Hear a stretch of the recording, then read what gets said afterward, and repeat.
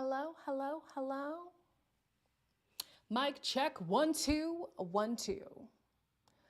I'm gonna just go on my YouTube to make sure that we are indeed live. We are. Hello, everybody. How are y'all doing this Wednesday night? I hope this live finds you well. Welcome back to Taste of Reality. My name is Queenie for those who don't know me, and we're reviewing part 2 of this reunion. It is over, guys. It is over. Sorta, kinda. It's sorta, kinda over because Alyssa is dating Ryan, and Chris and Olivia. It's interesting. But yeah, how are y'all doing today? What are your thoughts on the episode? What are your thoughts on some of the revelations we've learned? Y'all let me know. If you're in the chat, just hit me with a, hey, I'm here. Hey, what's good?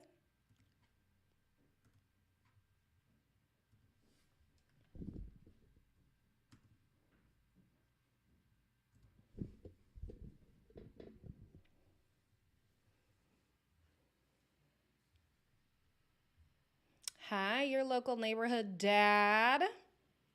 How are you doing? Y'all, we got a lot to get into. As always, y'all know the drill on this channel. Like, comment, share, subscribe. You know, we're all in this together. Okay? We're actively talking about this episode. All right? So, oh gosh. I don't want to know what your guys' thoughts were, like initial thoughts before we actually get into the review itself.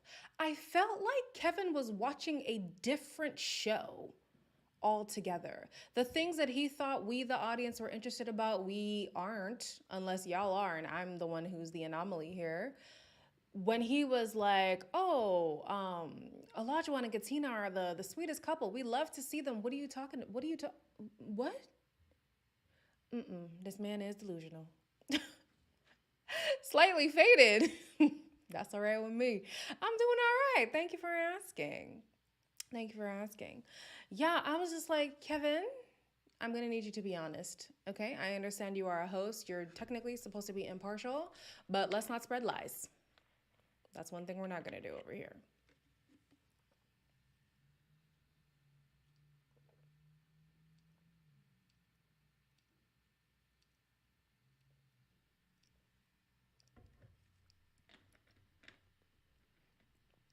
Seriously, nobody had thoughts? Y'all, this is so new.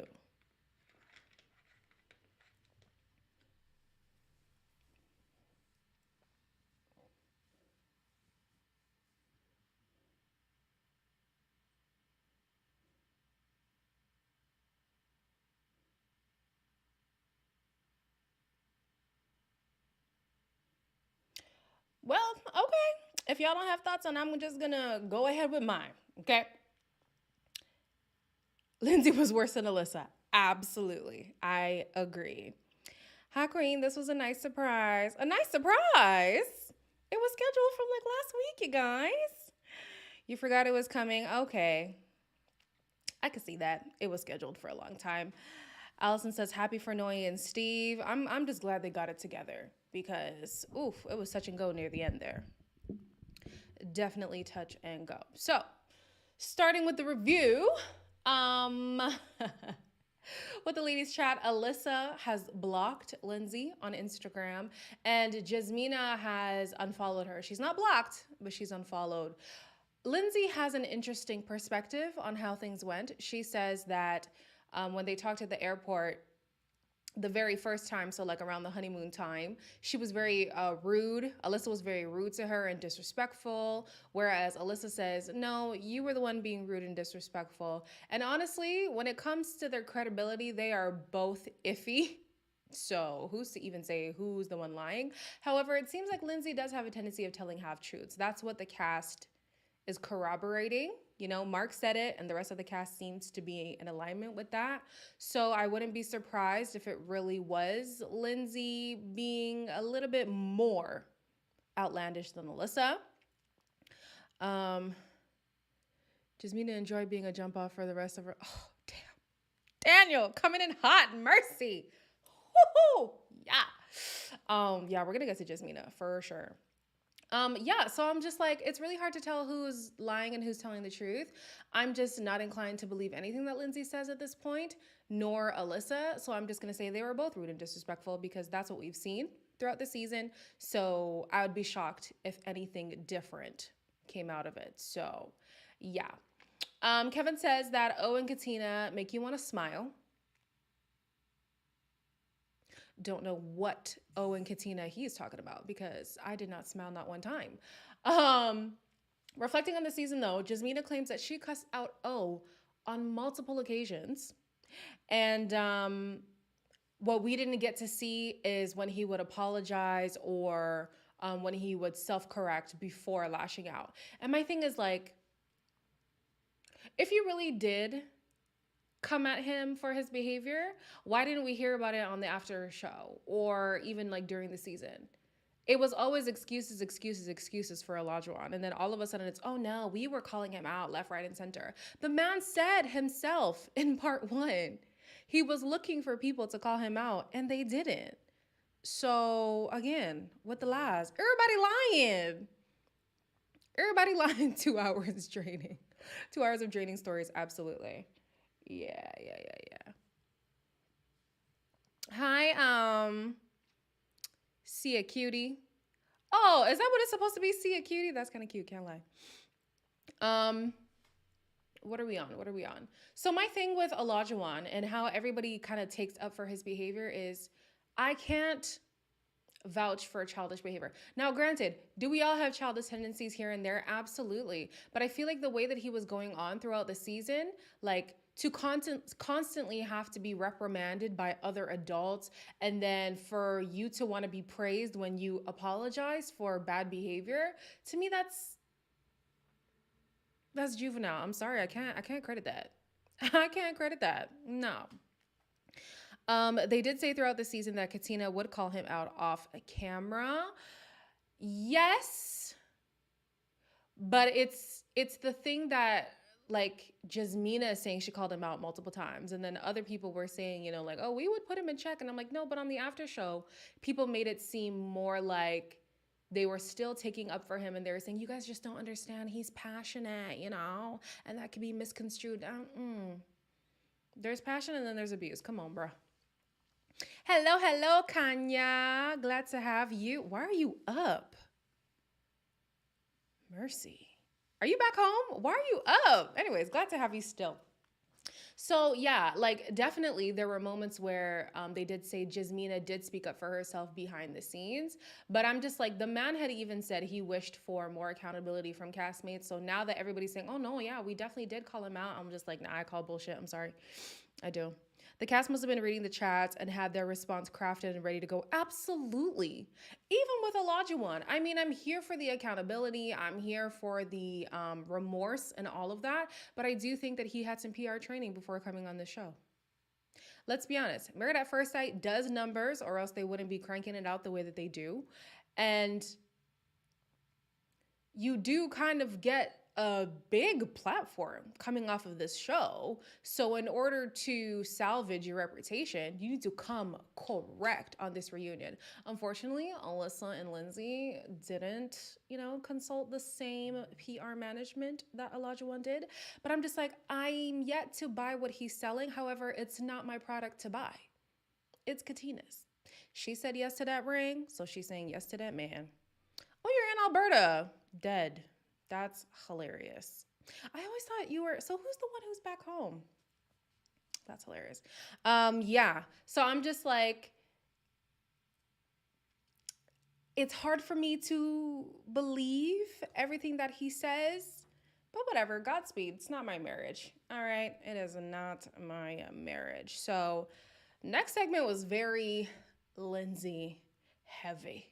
All right, so Lindsay claims that she's open to feedback, and literally every woman on the panel gave a screw face, and I was like, ooh, not y'all being shady. She then goes in on Alyssa, saying that she was DMing Mark on the low. She was dragging Lindsay's name in the mud at the apartment. But she claims, this is Alyssa, she claims that Mark actually reached out to her, and she reaches out to all the couples. Like it's not just Mark that she was talking to. What's her name? Katina also said that I've seen the texts and I've seen how she talks to Olajuwon, and it's never anything disrespectful. So Lindsay is inflating the situation. I just think like it's very evident that for Alyssa, this was a jump off. This was a how can I be a reality TV star on a show that's technically not trashy?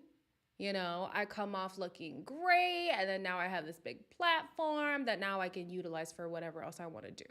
Because I find it so hard to believe that this good person came in with all the best intentions, but yet would refer to the process, like the experience, I'm here for the experience and all this stuff. And she felt like she was always being gypped of the things that other people would get to experience that she didn't get to experience. And it's like, babe, but that's not what this was about. Like, this was her time to shine, honey. She should have went on The Bachelor. Absolutely. Absolutely. Well, if so, she thought wrong.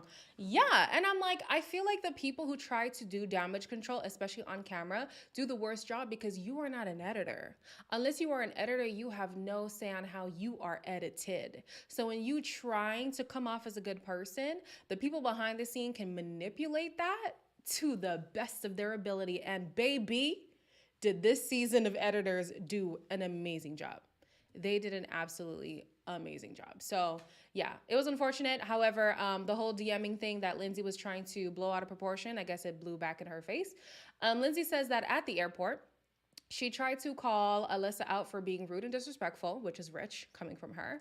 But Alyssa says that Lindsay is the one who makes up stories. And this was co-signed by Katina and Jasmina. Now, but Katina and Jasmina, like sometimes when they say stuff, I don't know if I fully believe them either, but like, whatever it is, what it is. When they're talking about Lindsay, though, I do believe it. I do believe that Lindsay does not fully recognize how she comes off all the time. So I know that she's able to accept times when her tongue has been sharp, but I don't think she notices how often she speaks in that manner. You know what I say? You know what I'm saying? Ooh. Not you saying Jasmina can attract men, but not keep them. You ain't lying, though. You ain't lying. And we're going to get to her. You're not lying. As Dr. Pepper said, they did not put words in your mouth. You can only edit somebody so much. They're given so much material. Like, we saw her show her ass too many times for us to say it was just editing. The only thing that I can really say was editing was kind of my Mike and Jasmina's issues, because a lot of their conflict happened off camera, so we don't even really have the evidence. But the way that they interacted in the latter half of the season, I'm like, nah, they really could have been something, but then we were shown such a negative beginning, and it was negative, right? But it wasn't like perpetually negative, like Alyssa's image. Alyssa's image never had a turnaround. I never saw a good moment of her except at the beginning when she was describing what she wanted in a person, you know? Good person, copyright pending. She was smart. She'd do something with her funky animal business and call it good person. Get it? Because cats, yeah. Yeah. Yes. We got it, Alexis. Absolutely. I think she came on the show for like some kind of a rebrand, some kind of a platform jump. And unfortunately, it did not end up like that. So Jasmina also had conflict with Lindsay because she was talking about Alyssa in her absence, and she doesn't want Lindsay around her anymore. Regardless of how you feel about Jasmina and Alyssa's friendship, I'm the type of person to like don't slander my friends around me. That's nah. I'm I'm never going to fly with it, you know? And so I understand her taking a stand for her friend. It's unfortunate that her friend is Alyssa, but I understand. I understand. Wouldn't they? Lindsay says she heard Alyssa's psychic story through the grapevine while all the women were calling her a liar and basically instigating the drama. So if you guys don't remember the whole like, her psychic said that her future husband had like a lion tattoo or whatever, and then Steve had it, and blah, blah, blah, blah, blah. Apparently, it was actually Lindsay who instigated all that drama, and that's what made Noi emotional, not Alyssa herself. When they are talking about who Lindsay's potential match could be, they said somebody who is adventurous, patient, rich, and has a good sex game. I would like to say more cats. I don't think any human being should be subjected to having to experience Lindsay, at least the Lindsay that we have had to experience. So, you know, even animals, to be honest, should animals go through this? Oh no. But yeah. Yeah. Jasmina likes to regulate behavior. If you don't like the convo, leave. This is true. This is definitely true. Jasmina is very, you must speak to me the way that I process things. And if it is not that, you are talking to me completely wrong. And it's like, adults don't communicate like that. Adults understand both perspectives and that there's a history behind the way somebody talks to you. Granted, that takes time to learn, but to always be like, oh, they were talking to me in a tone that I didn't like. Girl, where would you be if everybody was to talk about your tone? Because she got a tone too. And she never wants to talk about her tone, but she has one. Like, please, goodness sakes. So we're going to move on to, oh no. So then they were going around talking about who Alyssa's potential match could be. I don't know why Alyssa doesn't just say she wants somebody mega.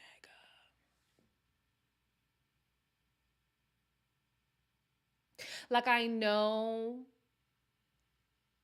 you don't want to say that acronym specifically,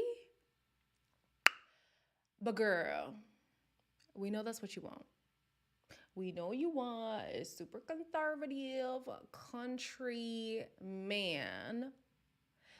And like, she's always waffling when it comes to talking about these core beliefs that Chris didn't align with. And it's mega, child. It's mega. It's mega. I hate to say it. I hope that I don't sound... Where's that reference from? Oh my gosh, I'm drawing a blank. But Lindsay needs a man, probably secretly. Lindsay needs a man, probably secretly wants a man that will dominate her and tell her blonde ass, shut the hell up and sit down. I mean, she kind of alluded to that in the last episode where she was saying she wants somebody to take charge, somebody to put her in her place, somebody to tell her, no, Lindsay, don't do this, don't do that. And it's like, so you want to be manhandled? Like, you want to be parented, disciplined? Like, I'm not quite understanding. I hate when people say like they want a partner who's going to put them in their place, because I feel like that's a slippery slope to emotional, physical, or verbal abuse. But if that's what you need, then okay, I guess. I don't know. Moving on to the guys' chat. Oh, let's touch on this first. Girl, just say you want a cowboy that has a Confederate belt buckle. There's a lot where I live. Come get him. No, honestly, just say that's the kind of guy that you wanted. And correct me if I'm wrong, but doesn't Ryan from the previous seasons have those same core beliefs? So it makes sense that she connected with him on the Where Are They Now? Like, oh my gosh, they are dragging this season on. Also, I must say, I know I told y'all I wasn't going to do the next season, but I can't lie to you, that trailer is very tantalizing. I can't lie. It is very tantalizing, and I hate to say one thing and do another, but I think I'm going to be back July 6th. I almost said January 6th. That's because I'm thinking of Alyssa, you know?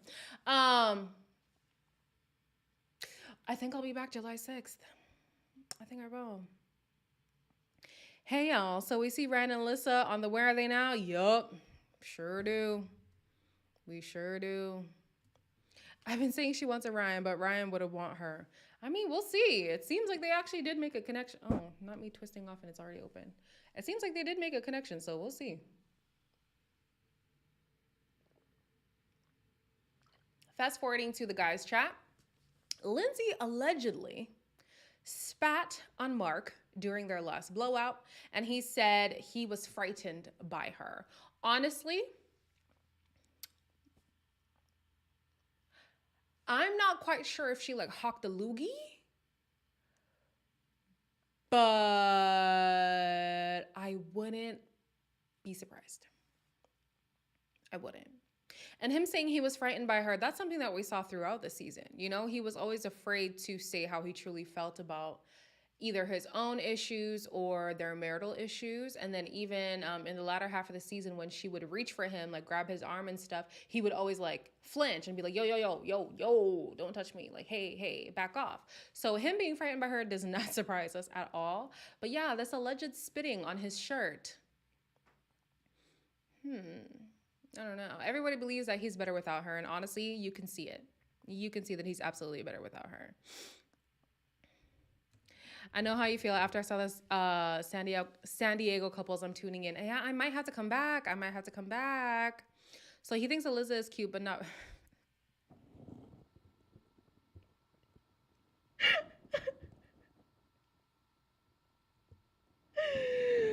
Oh God, not finishing that. Spitting is way past the line. Absolutely. She claims it didn't happen that way. We're gonna get to that, but oof.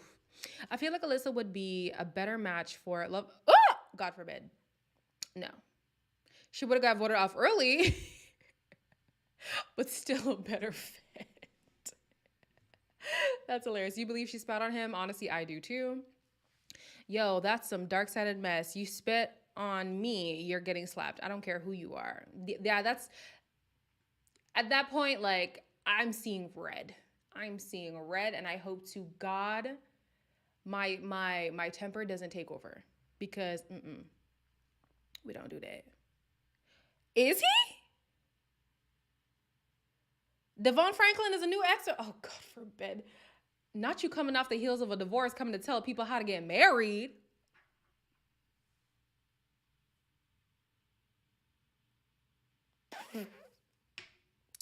Do you, boo? Get that coin, okay? They getting all the black people. They got Keisha on the after show, Devon Franklin as an expert. Okay. I'm trying to get some melanin up in the room. Mercy.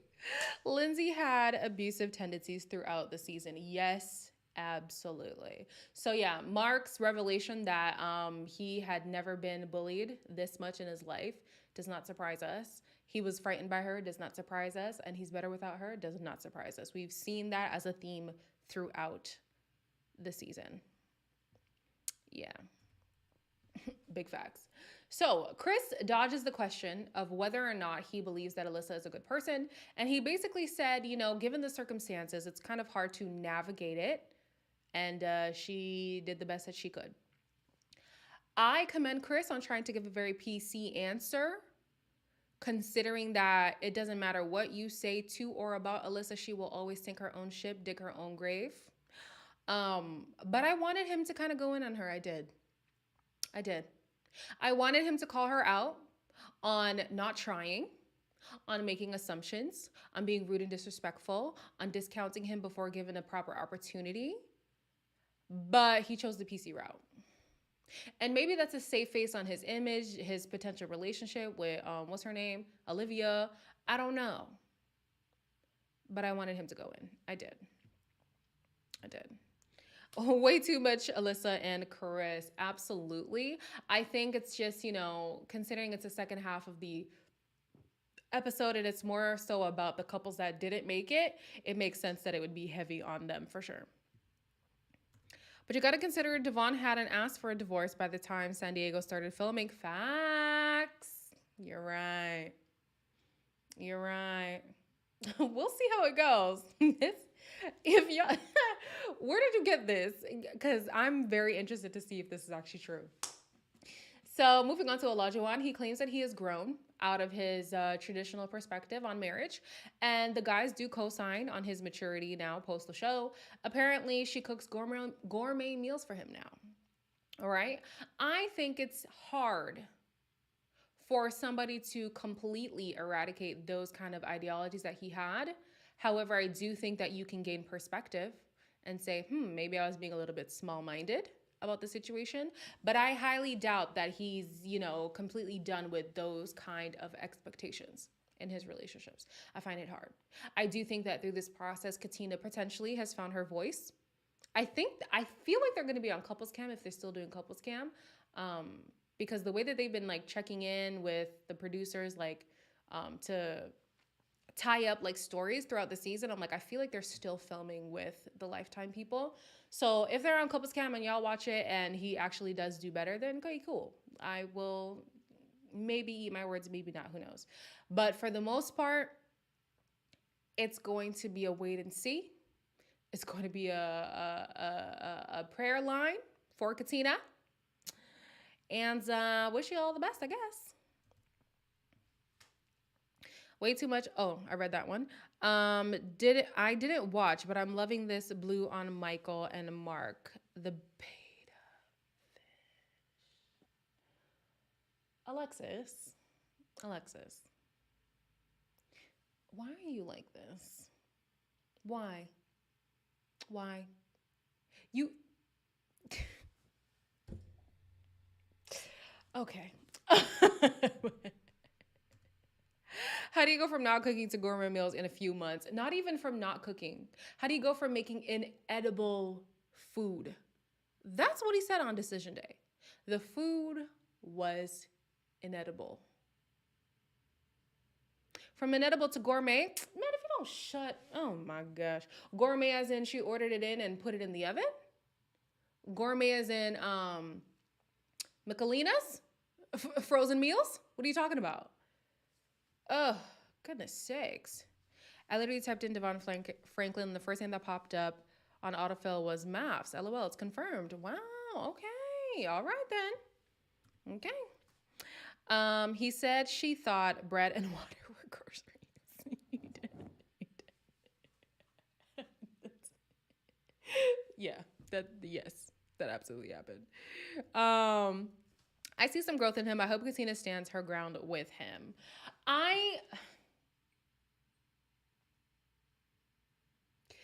My everything in my body wants to resist the fact that he has actually grown. However, his verbiage throughout the reunion was definitely a breath of fresh air. Most definitely a breath of fresh air. For him to not only take accountability, but to also, what is it? To like not condone the actions himself, like to it's almost like reprimanding himself, but that's not the word that I'm looking for, but kind of like that. And then to also say like going forward, the things that he plans on doing to be a better person. Honestly, it all sounds great, but for right now, to me, it just sounds like lip service. But like I said, it's not my story to buy. It's Katina's story to buy, and she obviously has bought into it. So hey, Godspeed, all the best to you. So, the guys think Mike could have stopped being in his head so much and that there really was potential between him and Jasmina. I would agree. We saw from the bachelor party, the man couldn't even enjoy, I mean, maybe that's not his environment, but he couldn't even enjoy the bachelor party because he was stressing out about this person he hadn't even met yet, Like he was almost putting on these attributes on a woman whose name he wasn't even aware of. So, like, definitely being in his head is a thing.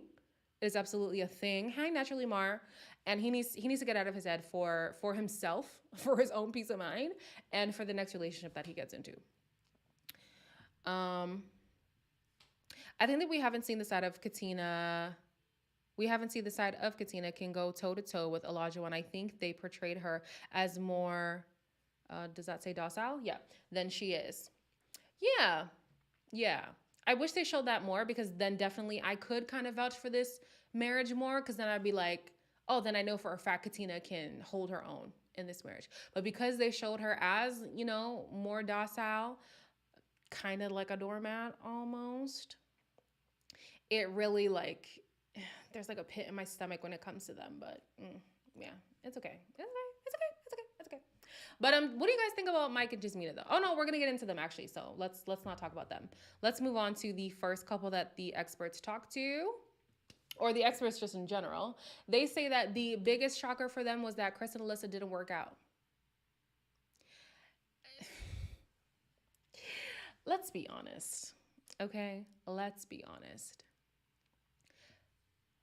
There are certain people in life who truly are personality based. There are other people in life who, if you do not look like what I want you to look like, there is nothing your personality can do to rectify that. Alyssa is one of those people. She literally named characteristic after characteristic after characteristic that would be an ick to her. And Chris checked off every box. And I'm like, come on, experts. Did you really think somebody like Alyssa, I find it really hard to believe that Alyssa was presenting herself as a different person with the experts than the person that we saw. I feel like there were inklings of that and maybe they just glossed over it. I find it very hard to believe that they thought she was going to be a person who could look past the physical and look strictly at the person's character and personality. I don't believe it. I don't believe it. Alexis. Can't with you. Can't with you. That just sounded crazy for them to even say that. They know. No, they're really trying to save face because the experts have been catching a lot of heat these last few seasons, especially last season, since they're 0 for 0 in that season. So I think they're really trying to be like, no, guys, we really were shocked. No, you weren't. No, you were not. You were not. Please stop it. Stop it. They're out here playing with my Black feelings and working my African-American nerves. I wonder if Chris had nice teeth, she would have given him a pass. Potentially, because she did mention snaggle teeth as being an issue. And honestly, I mean, as long as the dental hygiene isn't bad, we can work on the teeth. Braces, Invisalign, veneers. That's going to make you cancel out a person completely. If his teeth were rotting or he had like a dead tooth, because sometimes for me, like a dead tooth is a little bit off-putting. But like this, if his dental hygiene was okay, girl, like, come on. So I think it was more than that. I think physically, it just was never going to be there for her. It just, yeah. Okay. We'll believe you for now. Alyssa should have just said, I'm not attracted to Chris instead of undermining the experts. Not such a good person after all. That's what we were all asking for. Be honest with us and tell us you don't like that man. Because then we would be like, oh, okay. Y'all remember season 1? From the get-go, Jamie was like, oh, hell no. He ain't cute. I don't like it. And so when she was being standoffish for the first part of the experiment, we understood because we knew she wasn't attracted to that man, right? But she, however, was somebody who was able to look past the physical and see the character. Alyssa's not that kind of person. It was never going to happen. It was never going to be you. Dr. Viviana was slaying with the outfit tonight, but she won't be on the next season. I wonder what happened. I don't know. I'm not quite sure, to be honest with you. Snaggle teeth are a fetish in Japan. Oh, had no idea. Had no idea. I'm not loud enough. Okay, brace yourselves. I'm gonna try to be louder.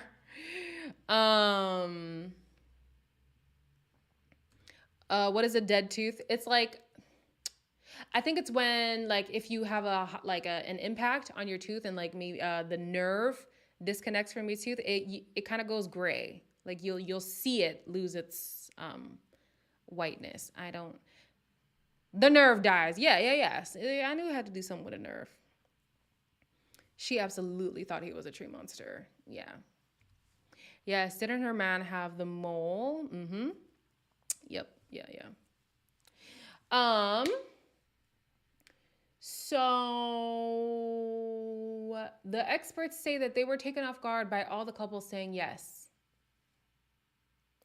Another bullshit from the experts. I don't buy it. I do not buy it. You saw the way that these people were interacting. No, no, no. They weren't shocked. I mean, sorry, they weren't shocked. And I'm saying that's BS because you saw how these couples are reacting. At least half should have said no.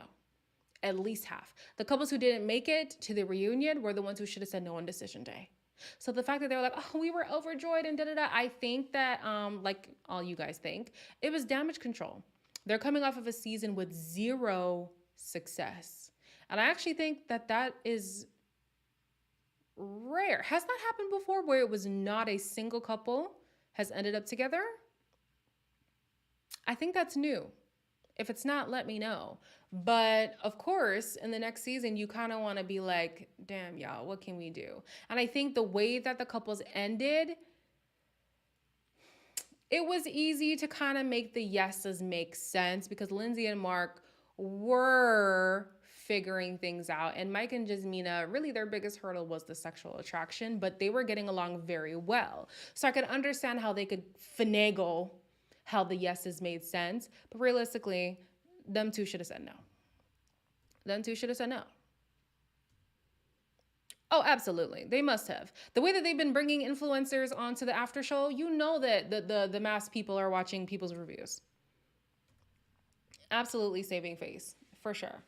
Noi and Steve come up, and the fact that they're not living together was a subject. However, Kevin says that they're not living together, like point blank, which isn't true. They're not living together full time. She's there 6 days out of 7. I still think it's stupid.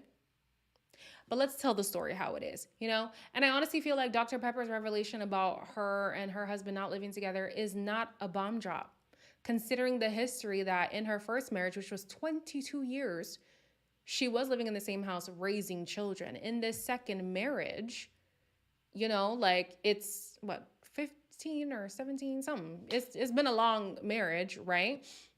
But you're almost set in your ways at this point in your age. So like, I understand wanting the comfortability of your own space.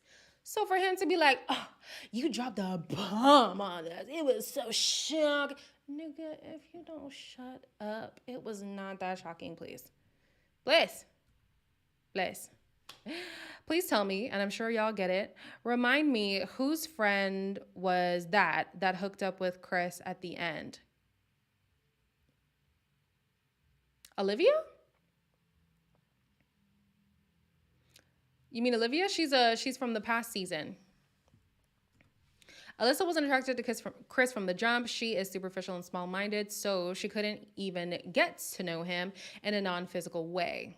Yes, absolutely. Dr. Pepper should have never dropped that bomb, but I'm here for it.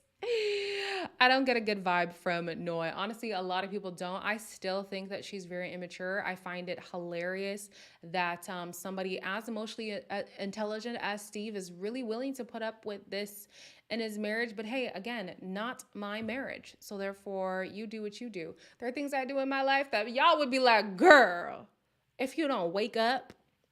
But again, that's the realities of life. Somebody will accept things that you would never accept. So if it works for Steve, it works for Steve.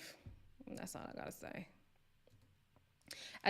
Dr. Pepper and her husband are having sex. I mean, it's more of a friendship. I mean, realistically, a lot of marriages are business arrangements.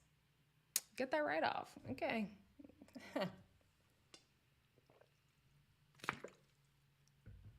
Exactly. They aren't newlyweds.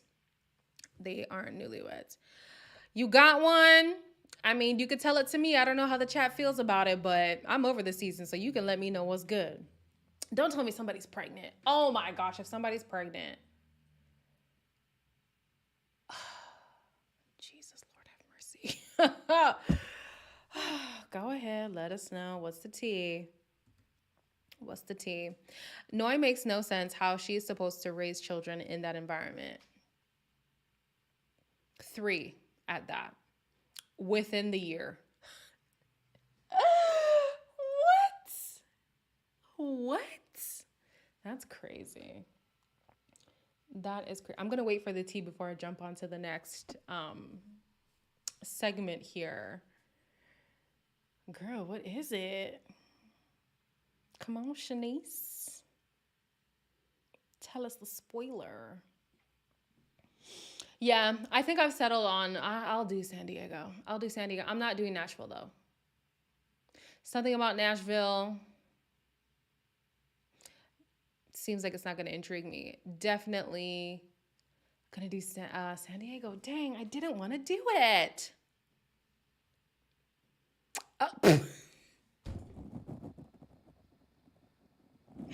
Shanice. We know this. I'm dead. I am dead. Okay. Why is this? Anyways. Okay, so Mike and Jasmina have a moment to have a moment. You guys are killing me. Mike and Jasmina have a moment with the experts, and apparently they had a really big, huge, blowout over a laptop. A laptop. So the story goes, Jasmina misplaced her work laptop, and she had asked, what's his name? Mike, if she could use his, and initially he had said yes. So when it came time for her to use it, he claims she never asked, so therefore she cannot. It's a laptop, and it's for work. What do you think she's gonna do on your lap? And you know what the kicker is on top of all of this? He never denied the story. He literally said he overreacted. So what she's saying is true. And apparently that was the last straw for him. He called her after and said, I'm not getting what I want from this relationship. And she was saying, first of all, don't start. Don't start, because if we're talking about effort, I definitely put in more than you. I could show you the receipts. I would have loved to see the receipts, okay? Because Dr. V later on pulled up receipts. Where was everybody else with their receipts? But I was like, Mike is petty. Mike seems petty. And as much as Jasmina is mean, I think she's a little bit more...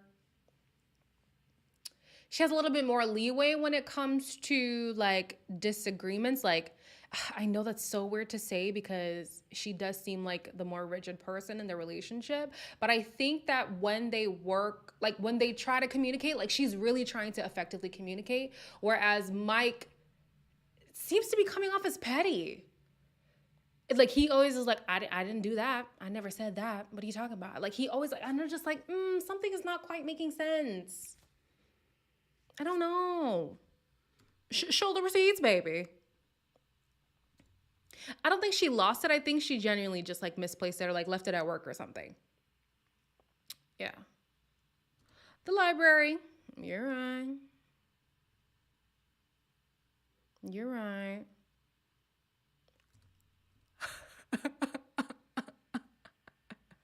Honestly, I wouldn't be surprised.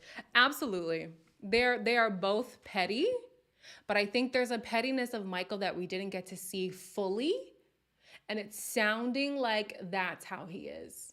But because Jasmina, sorry, I am saying her name like that, Alexis. What's her name? Jasmina. Because Jasmina, that's so funny, is like the louder of the two, you know, the like Mike comes off as the lesser evil, it's easier for us to swipe his problems away. Yeah. She wants to inconvenience him since she doesn't drive and probably just sends a good morning a good morning text. They need to come to Canada at this point. I would love to see a Canadian season. Put me on. I'm ready. I'm ready. I'm ready to be married. Married at first sight. Come to Canada. All right, your girl is ready. I'm not ready. Yeah, there's more to Mike than what we know. I feel it. I feel it in my bones. The fact that they weren't living together meant both of them weren't putting in the effort. Absolutely. Absolutely. Don't like a petty man, me either. Toronto is popping in here. I'm trying to move back so bad. I lived in Toronto for 2.5 years before I moved here to Montreal, and I miss it. I miss it. Now that would be a hot ass mess of a season, but it would be a season. So, there's more on Michael and Jasmina I didn't get to finish. Oh, so Pastor Cal was basically saying the issues that you guys are having are not unique. Couples bicker, couples argue, but for y'all are making it seem like these arguments were fatal to the relationship, and ultimately you ended something that could have been something great off of petty BS. And I think it's true. They both got in each other's way when it comes to this relationship. They both never wanted to let an argument go, and quite frankly, none of the arguments were serious. Y'all remember they were arguing about how to argue? I'm like, this is a new low, y'all. This is a new low. Girl, you didn't see the tea? Please. Shanice. Shanice, I can't with you right now. Both of them needed to admit there was a limit to how much effort they put in. I mean, the fact of the matter is, it like, going and living separately turns back into dating, and in dating the stakes are really low, so you don't really want to try that much if you're not feeling somebody. Whereas if you had committed to continuing as a married couple, who knows what could have happened? Probably could have ended in divorce, and honestly maybe an even like a messy divorce, but it also could have like flourished into something great. But we'll never know. We'll never know. Alexa, stop. I like that when Dr. V said that Jasmina was going to regret her decision. Jasmina was like, listen, no. First of all, no. And second of all, I know how to present myself going forward into other relationships. Now, moving back to, yeah, babe, I'm so sorry. Shanice, we love you. I don't even think it's giving water, babe. It's giving air. I'm so sorry. We love you, though. We love you. We love you. They needed a real couples retreat, permanent counseling, and intimacy coaching from paid non-TV promo professionals. I agree. And as much as the Australian and UK versions are a lot more produced, I think that their format works better. If they could use that format with the US people, I think it could work. I think it could work. Yeah. So let's talk about Jasmina. Definitely loving on Mr. Telephone. Mr. Telephone Man, it's not in her to nurture a real relationship. I think we are 2 years apart, her and I. And let me tell you, I feel you, girl. Okay? Because currently, Yelena's going through it. And I felt like the relationships I had with people that were long distance were so much easier to navigate when you have to deal with a person face to face. It's hard. And I would rather she admit that, listen, I was ill prepared. I thought my shit don't stink when I came into this situation. I learned that was wrong, if she even had that revelation, child, because I don't think that she did. But dealing with somebody day in and day out, raw, uncut, unfiltered, no phones between us, I gotta look you in the eye, is hard. It's hard. And it's no surprise that all of her relationships not only ended, but were all long distance, because this woman, communicate. Imagine if you're frustrated with communicating with somebody, I literally can choose not to text you, and I'm gonna hit you up tomorrow. Or if we're on a video call, I'm gonna just cut the phone and I'm just gonna text you instead. you know what I mean? Like communication didn't really have to be nurtured because it was already strained to begin with, considering the channels in which you have to communicate. So to have to communicate with somebody face to face, to have to deal with their habits, to have to deal with the people that they come with, like everything, I think she was ill prepared. She wasn't ready. She wasn't ready. Elaine Reid, Date Like a Spartan. Elaine Reid, Date Like a Spartan by GL Hughes will change your dating life. I'm not much of a reader. Is there a is there an audiobook? I'll try it out. Somebody screenshot this and send this to me because y'all know I be forgetting. Once I get in a relationship, y'all don't even know. I'ma nurture that baby, bottle feed it, burp it, swallow it. Jasmina doesn't give nurture. No, she definitely does not. Definitely does not. We don't need another Alexis, please. Okay, don't. No. Mm-mm. One Alexis is enough. I'm glad we don't have Chindy or Fedora. Oh no, I think Chindy is in here.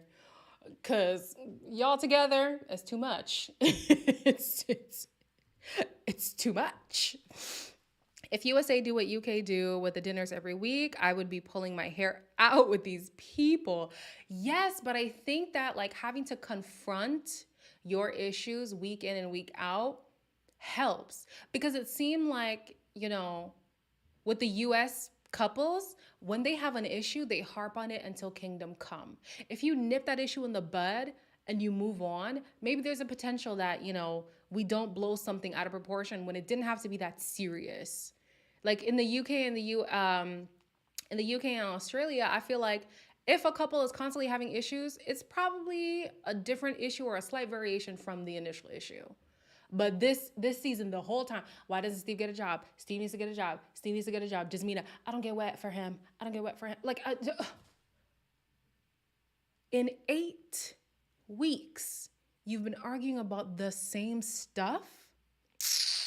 Y'all, you're not getting that much energy out of me. I'll tell you that for free. Jasmina's argumentative, standoffish, not conducive to a healthy relationship. Yeah. I've never watched UK episode. Maybe I'll give it a go one day. I know that they've changed the format in this most recent season, so I don't know which season to vouch for, but Australia was a trip, let me tell you. Australia was a trip. Could you imagine weekly dinner with Chris and oh, God forbid. Brandon and Taylor, Katina and Olajuwon in one room with vodka. I forgot her name. What was vodka's name? Virginia. Yep. And Lindsay, listen, a hot mess, but I would be here for it. And I think too, like it's kind of tough because they do city by city, right? Or maybe like region by region. So who's to say like my person is in my state, in my city? I would like for them to open things up a little bit. I know that they're doing it for feasibility. Like, you know, you don't want to match somebody, they fall in love and then they live across the country, okay? But maybe like 2 or 3 neighboring states at a time. I don't know. I don't know. I feel like they limit themselves with the format of the show. I really do. Whether that's in the matching or in the way that they conduct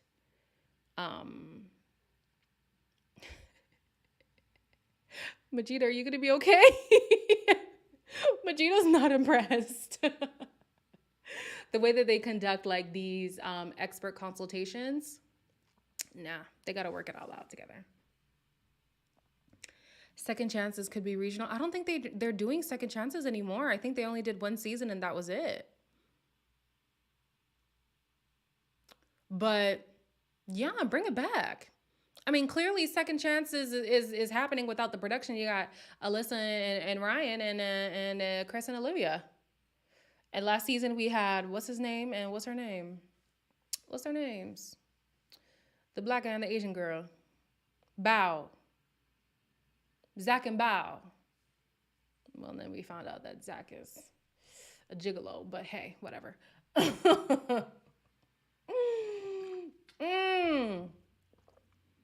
Chris and Alyssa. Dr. Pepper had all the questions. Dr. Pepper had all the questions for Alyssa. Basically saying, girl, you ain't try. And what was the reason? Okay. So, Alyssa says nothing she asked for was delivered. And at the end of the day, she wanted a hot, mega country man. That's what she wanted. And she never got it. Girl, me too. Me too. Me too. Yep. She's dating. Yep. Yep. No. Wait, was it that Ryan? Yeah. Yeah. Dr. Pepper was great this time. I agree. Dr. Pepper, honestly, all three of them, when it came to Alyssa, they were like, oh, hold on. Ain't no playing cute no more. Because they didn't get to talk to Alyssa as, the season went, right? Because she left. So they were like, oh, this is our time. Yeah. Cowboy Ryan, that's what she wanted. So Dr. Viviana had the questionnaire. Okay, she pulled up the phone. She said, baby girl, I got receipts. And on the list, the top 4 characteristics that Alyssa asked for was compassionate, hardworking, giving, and loyal. Why is this heifer gonna go and say?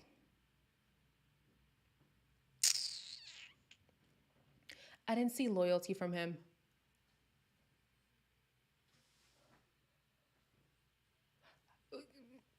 Okay. How would you see loyalty within 3 to 4 days? What is there to be loyal to? And what did you not see? Because if anything, if we are doing a reaching, he was loyal.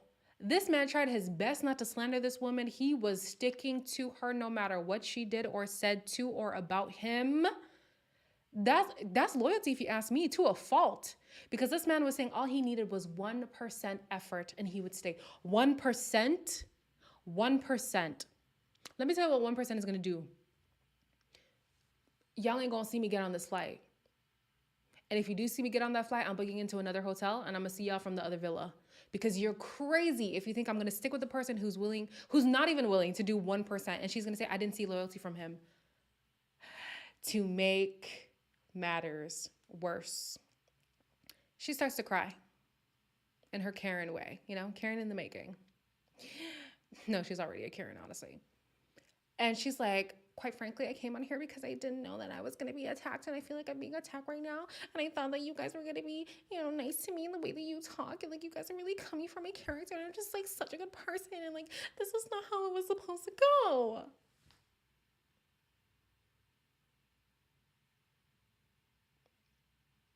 Nobody in the room, nobody behind a camera, nobody on the cutting room floor, and nobody watching this show sympathizes with you.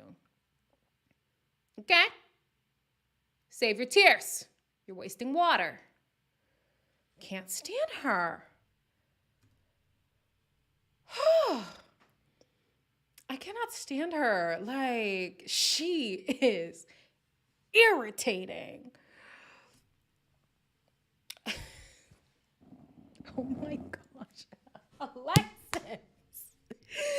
Goodness sakes. Honestly, I can't believe that she's a real person either. It's just, it's mind-blowing. It is mind-blowing. And how I know, or how we know, that this is truly how she is was her mother even called out her behavior and said, hey, you know how you get, and you know how you're going to come off.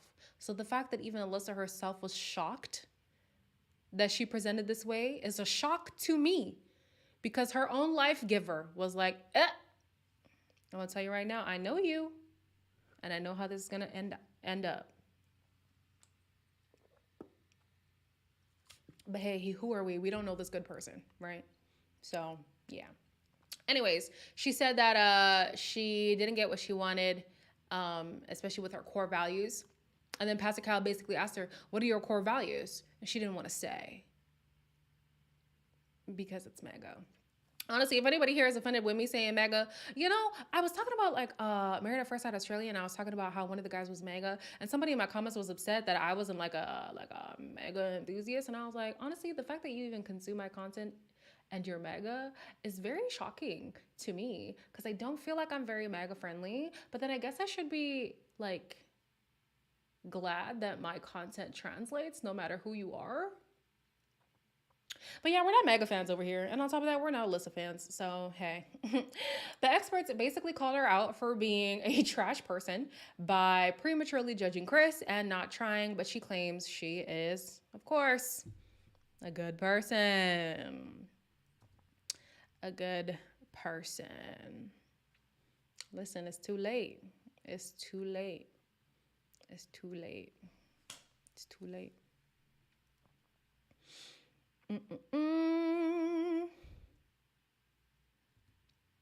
Why is no one speaking on what? What did I miss? What did I miss? I missed something.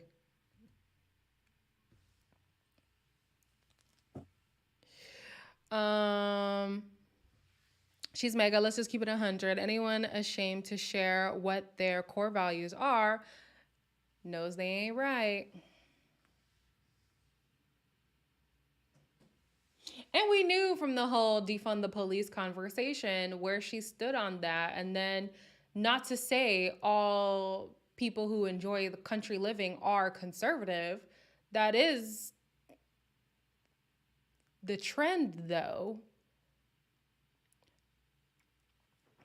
Anyways, let's move on to Mark and Alyssa. Mark and what's her name? This girl. So she says that the final straw with Mark was him not making good on his promise to give her a birthday massage. Are you serious? And like, I get what she was saying in terms of the principle, in that if you say something, stick to your word. But girl, a birthday massage? Okay, sure. All right. He said that she was doing too much about him going back into the industry. Basically, she didn't like the kind of hours that he did. She didn't like the industry altogether. And denies that he was going to, he denies that he was going to leave her out to dry with nowhere to live. He said, well, basically, she was saying that, in 7 days, she had already given up her apartment. Somebody else was ready to lease it. Her grandmother had just passed. And then, Mark threw her out. And he's like, that's not true. You stayed in that apartment for 3 months, no rent. It's giving Gil and Mirla. It's giving Gil and Mirla.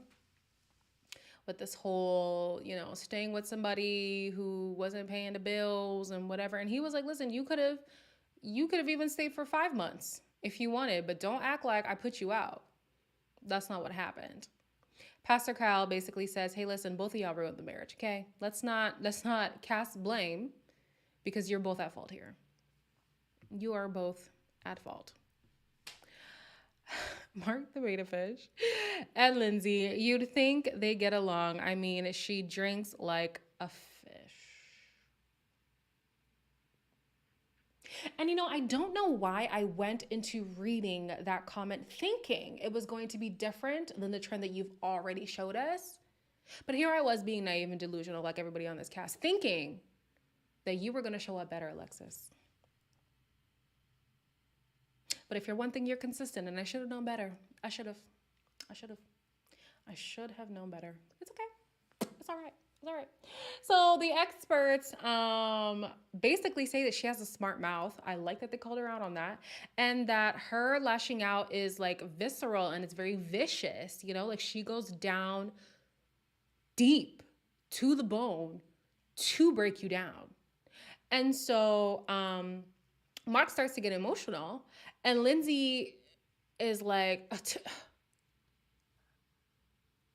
I don't know about y'all. Like sometimes, only sometimes, not every time, because some men are emotionally manipulative. But when I see a guy so broken and get emotional, my heart just like cracks open. I understand they do have a negative history with each other. So is sympathy or empathy going to be there? Little to none, right? But I was like, the way that she just disregarded this man's emotions throughout the season and even now at the reunion, like, damn, she's cold. Like, she is so friggin' cold.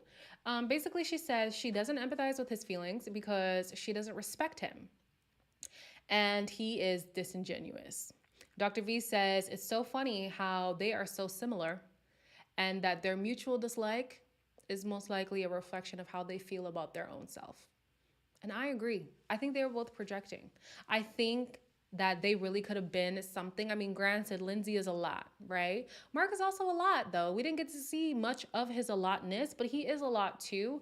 And I think that the things that have been issues in their past relationships, like for themselves, how they show up in relationships, they saw in each other and did not like that. So when you're looking at yourself and you're like, wow, I don't like this, you're not realizing she's just like you. He is just like you. So I agree with Dr. Vivian on that one. Lindsay can dish it out, but she can't take the truth. Absolutely. And honestly, whenever Mark was giving her the truth, it was never brutal. She is so fragile, yet she's this boss babe, the Lindsay magic, the Lindsay shine. Nobody can take my sparkle. Clearly, everybody can. The simplest words has you in a tizzy. Goodness sakes. Remember the scene at the bowling alley where she was going off in the bathroom? And honestly, so she tried to atone for that and basically saying, you know, I was just trying to vent in a corner. I wasn't trying to come for him. I say this a lot when I'm talking about these marriage shows. New marriages, new couples in general, right? But for these shows, new marriages, don't understand the importance of presenting as a united front. And that's not to say you fake the funk, but you want to protect your partner in public, right? And then if you have discourse, it's best to discuss it outside of the public eye, because now you are creating a negative image for whoever is listening, but then you're also showing your partner that you're not a safe space for them. They can't share with you. They can't be vulnerable with you because you're going to use it against them and also put it on Front Street. So I was like, girl, I understand venting, but within an earshot of him, with people, and I know people on these shows, they get close to producers like, oh, maybe she thought she was actually like talking to a friend. But I was just like, no. You just don't do that. Wait till you get home or wait till you're in the car or something. You're with your homegirl. I don't know. Just in public, I would be careful how you speak about your partner. That's it. That's all. In some way, and I could be wrong, I think he feels like he failed. Oh, yes. Absolutely. Absolutely. Do any of these couples attempt to go on couples therapy or individual therapy after decision day? They could all benefit and things could work out. Honestly, I think the only couple with true potential post reunion would be Mike and Jasmina. And I've heard in past seasons that the experts claim that they still provide help after the show, but the way that they be matching and the way that they be intervening, they need different people to talk to.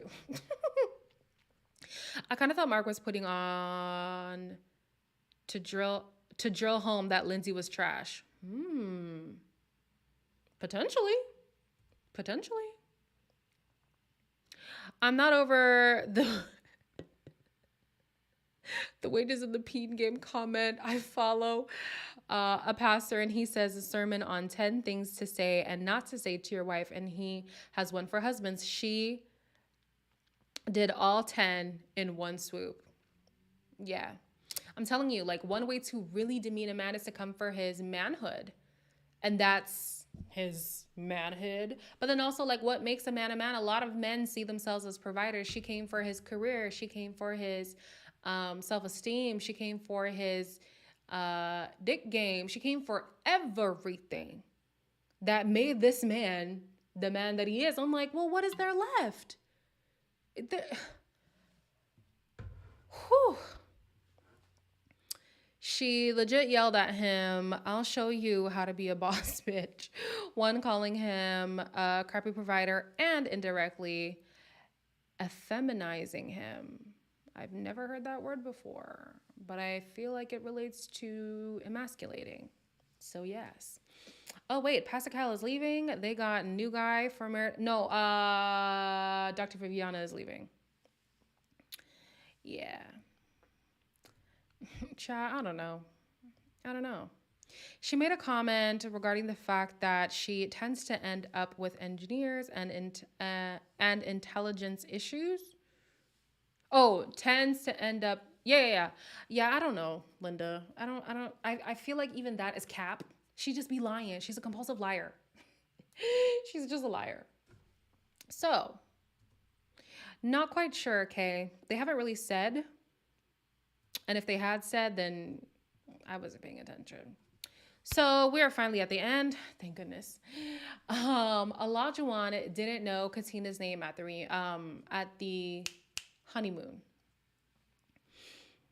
And although he's not good with names, this just shows how much he did not care to see Katina for who she was from the beginning. Y'all, the honeymoon wasn't the day after the wedding. The honeymoon was 2 or 3 days after the wedding.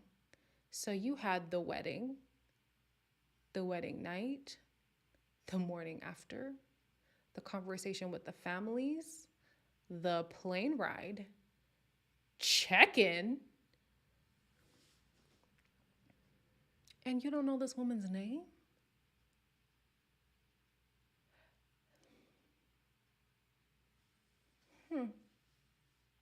Interesting. Yeah, very interesting. Effeminate of a man having or showing characteristics regarded as typical of a woman, unmanly.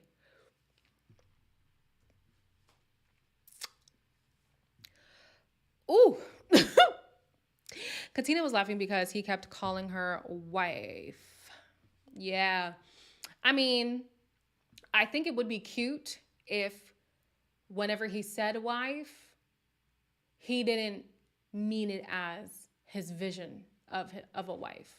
Because like I said in my reviews, I wish he would just call her Katina. Like I kept saying that. I was like, something about him saying wife feels like he's not seeing this woman. And now to hear that he didn't even know her name until like 4 days in, it makes sense. He was not going to put the effort to get to know who this woman was and to see if he could build a partnership with Katina. He went in wanting a marriage, one that he had already constructed in his mind, and he was going to break any woman down until she fit that mold.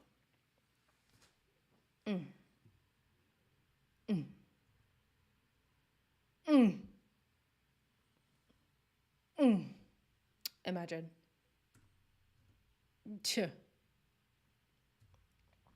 If I was on the show, I would have a 20-page packet of us to fill out together. Our full name, favorite color, to allergies and emergency contacts. Honestly, it's necessary. It's necessary. Katina put up with him because he's fine. Fine as hell to her. I can see that. He thought her name was Jeanette. He did not care for this woman. He just didn't. He just didn't.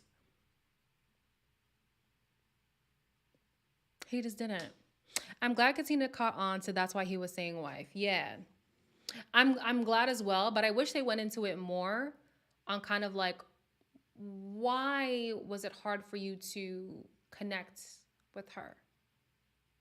Because I think it's more so than, oh yeah, he's bad with names. He's so bad with names. We know he's bad with names. He called a freaking the gondola a gondola, and it's not a gondola. And then the alpaca thing, llama, whatever, right? But you've spent 72 straight hours with this person, and you don't stop to think, what's your name? It's giving Isaac, this Isaac that he claims no longer lives within him. Hello, Ingrid. Glad to have you. I'm late, but I'm here. Lindsay spat on him. Then she smiled when they showed the bowling alley scene. She did. She was definitely smirking for sure. Calling people wife or husband is a bit cringe in my opinion. It can also create a bit of separation, emotional perhaps.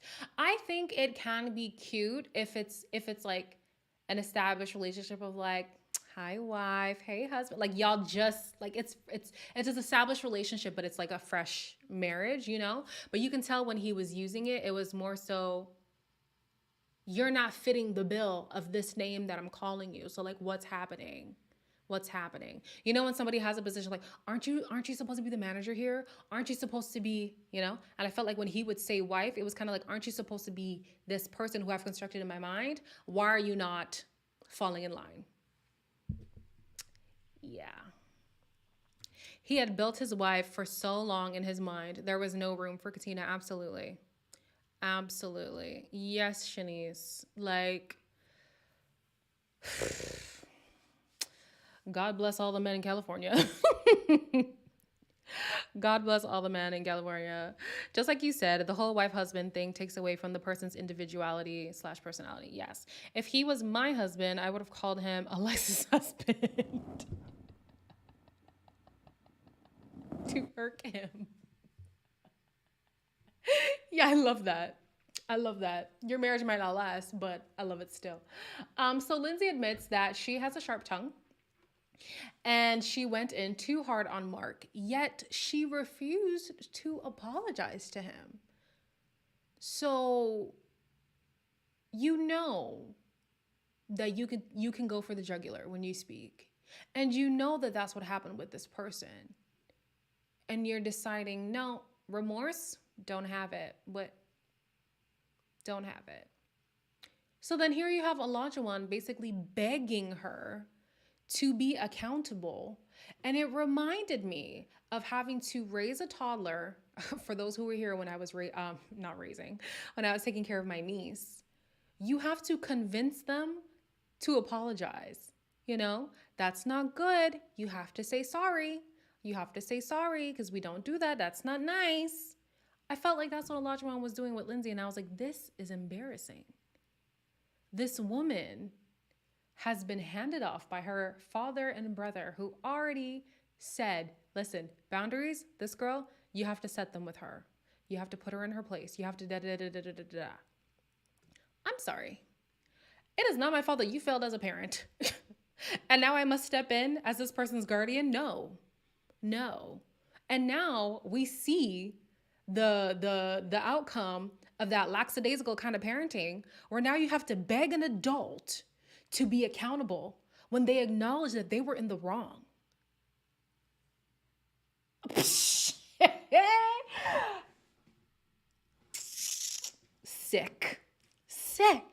That's sick.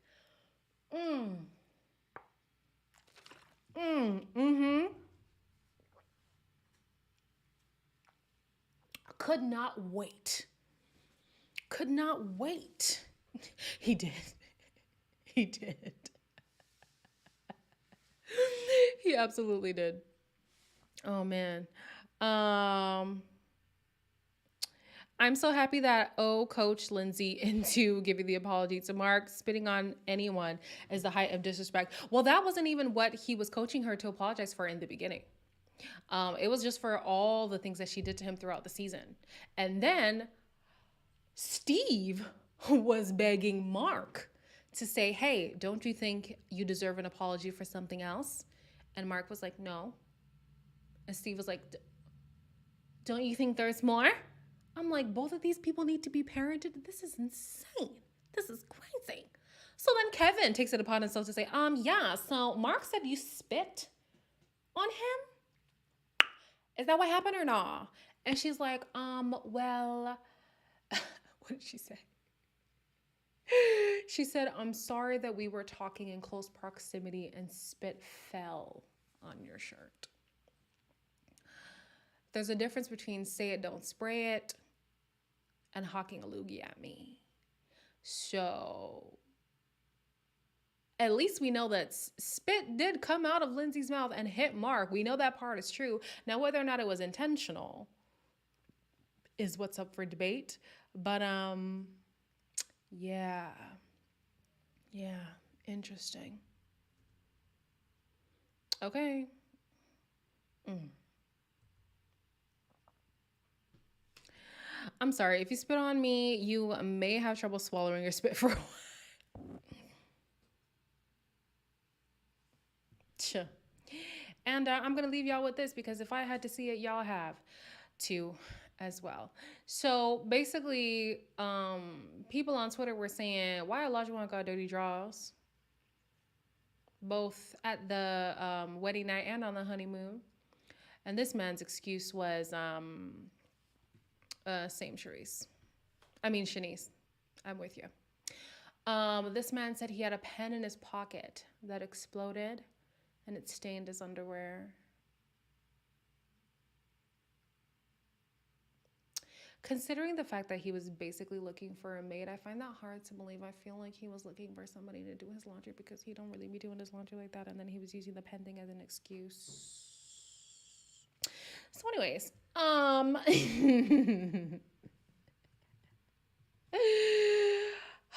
gosh.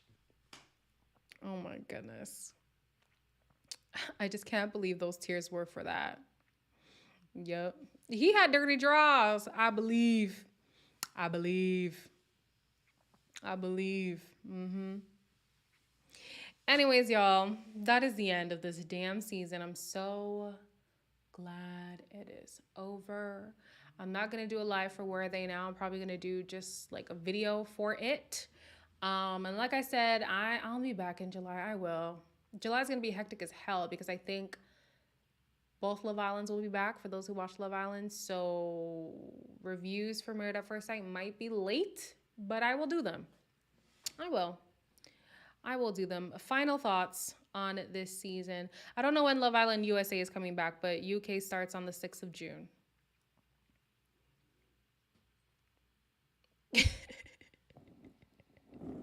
Yes, Kay. You gotta come back. You gotta come back. Oh, it's comedy at this point. As long as he treats my girl well. Yeah.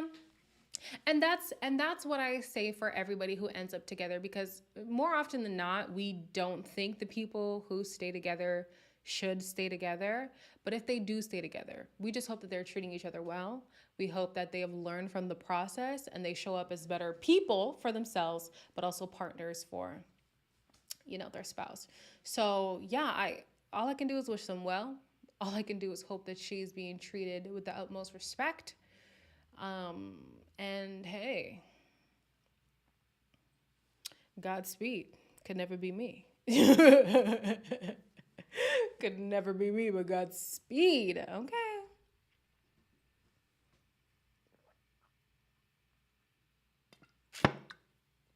I watch the reviews. The only show I watch is Ready to Love. That's because you put it on screen.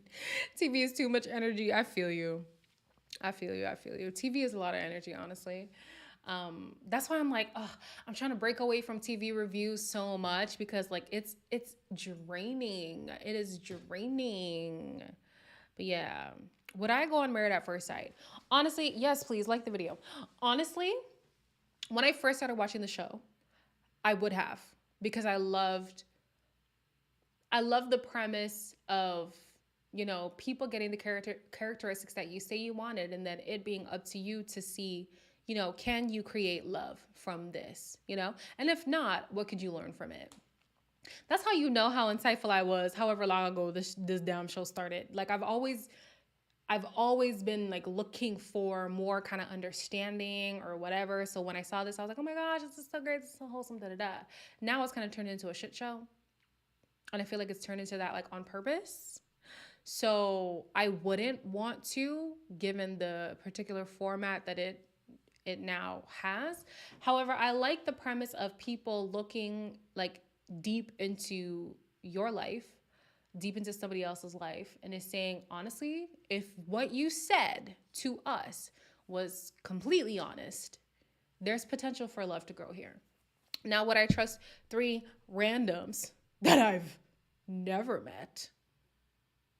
No. But I don't think there's anything wrong with like arranged marriages. Like that's what the show is. It's just these people are coming in as strangers, whereas arranged marriage, you actually get to meet the person before you marry them. But yeah, I would. I would, yeah. I'd go on MAFS UK, not U. Oh, definitely not US. Definitely not US. MAFS seasons 1 to 3. Oh, only not these days. Oh, MAFS season 1 to 3 only, not these days. I agree. Yeah, these days it's definitely seeming like the show is a money grab. It's seeming like they purposely mismatch. They can scream till hell and high water that's not the case, but that's what I see. I see that they're doing this on purpose now. So, yeah. I'm going to hop off at 11:30, so we got 5 more minutes together. Improvements I would like to see the show do. Honestly, I would love more check-ins. We don't have to see all the check-ins, but I would love more check-ins from the experts. I would love less sugarcoating from the experts, from the people coming in. Like, I understand you want to seem like you come in without issues and that you want a person who's perfect, but we are human beings. It's literally impossible. I can tell you all of my known pitfalls. I might discover new ones as I deal with a new person, but I could tell you all my known pitfalls. And I feel like these people try to come in like they are God's gift to humanity. And it's like, that's not the case. Come in being honest and give the experience an honest try, and you never know what could come out of it. You know, we see so many maybe not so many, but there's a lot of success stories that come from this show. And the common denominator is those people were, no pun intended, unfiltered. Will Katina and O go the distance? I want to say no. Oh, Bianca, please. My dating life is going to make me sound like an absolute hypocrite. Let's not talk about that. But actually, if you want to know how my dating life is going, go watch Monday's live, because we talked about it. Will Katina and O go the distance? I don't think so. I honestly don't think so. But if they do, prove us wrong. I love it. I love it. Prove us wrong. Let's say the match doesn't work. How would you keep it classy? Would you quit right away? No, I definitely would try to see it through, but I would try to, I guess at that point, build a friendship.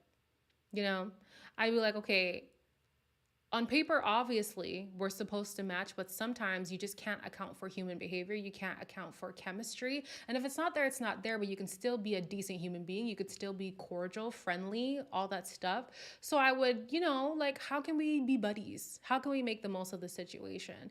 I know that production is going to try to probably poke and prod and create drama, especially because you're supposed to be talking about marriage type issues. But how would I keep it classy? I don't know. Like, I don't think it would be necessary for us to sleep in the same bed anymore, because that'll just create some tension. But like, we'll just be roommates. We'll just be roommates at that point.